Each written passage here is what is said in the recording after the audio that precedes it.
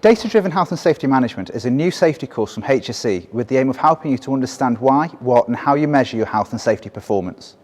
It introduces the concept of data-driven insights and explore how to use data effectively to improve an organisation's health and safety outcomes.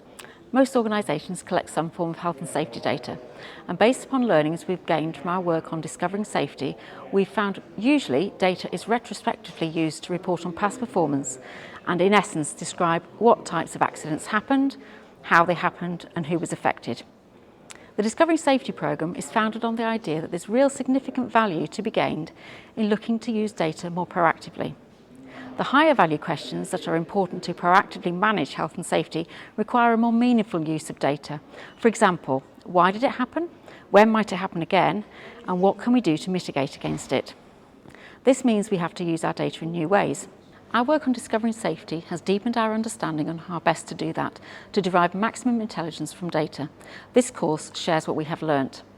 The course covers the main use of data and types of indicators, looking at past and future events, applications to health and safety, key measurements, organisational cultural factors, and the links between data, effective management systems and success. It covers how to collect data around known precursors of accidents and how to feed it into a structured analytical process.